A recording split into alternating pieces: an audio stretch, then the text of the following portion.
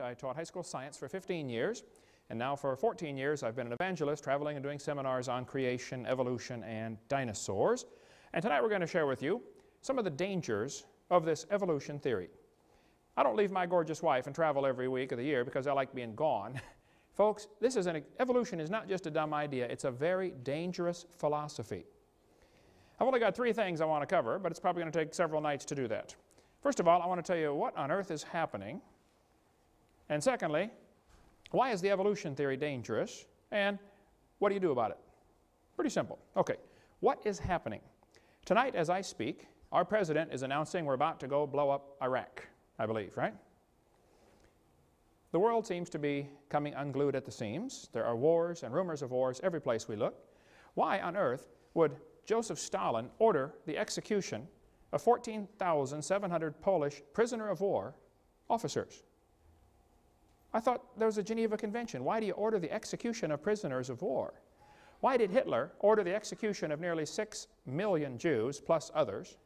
Why did Pol Pot, the leader in the Cambodian Khmer Rouge, order the execution of 1/3 to 1/2 of his entire population, his own people? He killed them. Why? Why would somebody do that? Why would the Australian Aborigines be rounded up like cows and shot so their heads could be put in museums years ago? Why would somebody do that?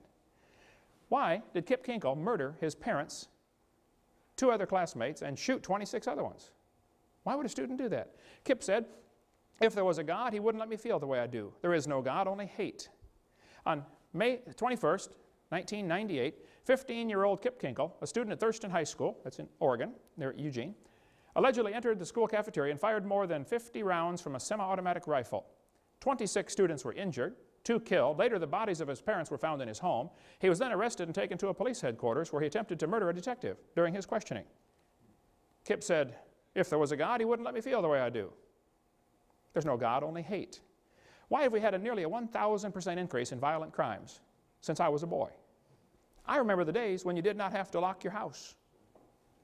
We'd go off on vacation for 2 weeks. I never had a key to my house growing up. Never did have a key. I don't know if it even had one. You didn't need one in those days. Why would there be such a horrendous increase in unwed birth rates? And so much of our moral structure is just simply unraveling. What on earth is happening? Dylan and Eric Harris and Dylan Klebold made a videotape prior to the Columbine shootings. On that tape, they said, talking about one of the football players, he doesn't deserve the jaw evolution gave him. Look for his jaw, it won't be on his body. These 2 boys were very strong believers in evolution. They did the shooting on Hitler's birthday on purpose. They shot Isaiah Shoals just simply because he was black. They shot Cassie just because she believed in God. Same thing with Rachel. What happened? Why would somebody do this? What's going on in our thinking? Well, the newspaper article in Columbine High School said, the clothes may give a clue to the thinking of these teenagers. The autopsy said one of the boys' shirts said natural selection on the front. Interesting. Textbooks used in Escambia County, Florida, this textbook, says evolution and natural selection go together. This textbook says natural selection causes evolution. Well, just what is this natural selection? Oh, you see, Adolf Hitler thought he would speed up the process by eliminating the inferiors. Hitler honestly thought he was doing the world a favor.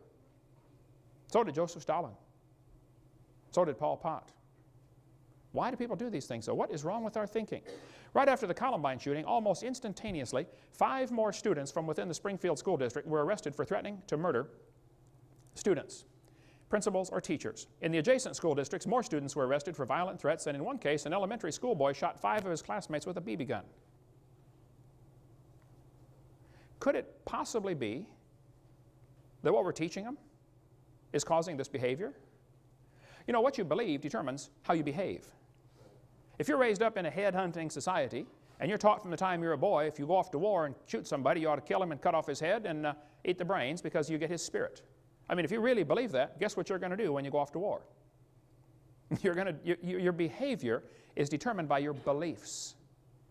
What you believe determines how you behave. It's always been that way, and it's no different today. Could it be that this evolution theory is to blame? This textbook says you're an animal and share a common heritage with earthworms.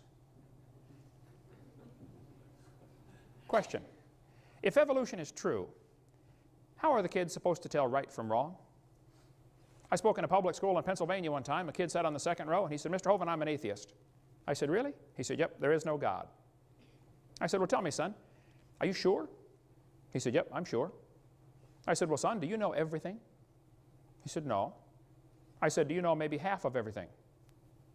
He said, "No." I said, "Okay, well, let's just pretend that you know half of everything. Is it possible that God exists in the other half you don't know?" Brand new thought rattled around in his brain for a while and got lost, I believe. I said, "By the way, son, if there's no God, how do you tell right from wrong?" He said, "Oh, that's easy." He said, "I determine what's right and wrong." He said, "I'm the God of my own universe." I said, "I'm glad to hear about that, son, because I'm going to shoot you in 5 minutes." He said, "You can't do that."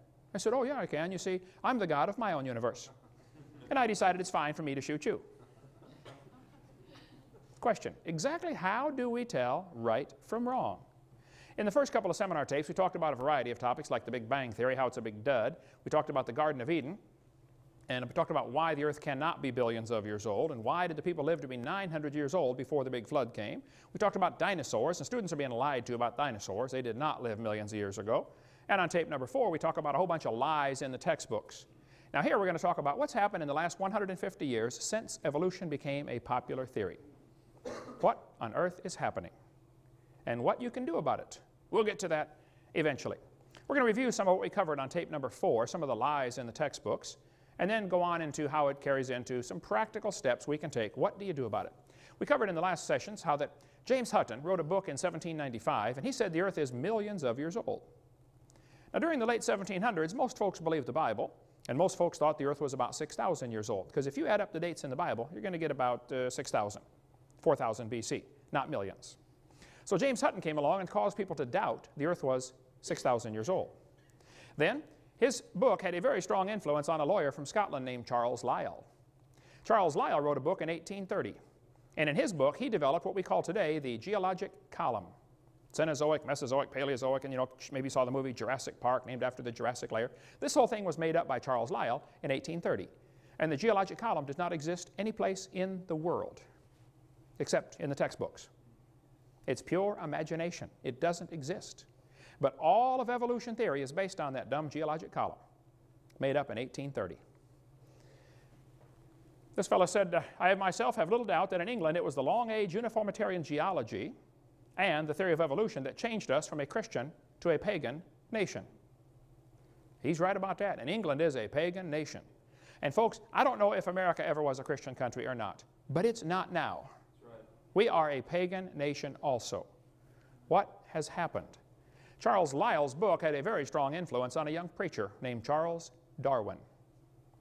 Darwin graduated from Bible college to be a preacher.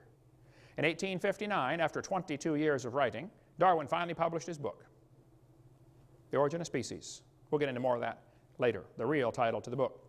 Darwin's philosophy was strongly influenced by people like Charles Lyell, people like Thomas Malthus. Malthus had written a book that said, there are more babies born than can possibly survive, so it's best if the weakest die off. That greatly influenced people like Charles Dickens when he wrote the Christmas Carol. Remember the scene in there where Scrooge said, well, if he's going to die, let him die, then decrease the surplus population. Remember that line in there? I don't think you can understand the Christmas Carol, the history behind that, until you understand how evolution ties in. James Hutton's book made people doubt the earth was 6,000 years old. Along came Charlie Lyell, and people began to doubt the flood. Because instead of the flood making all those layers, they said, oh, maybe each layer is a different age.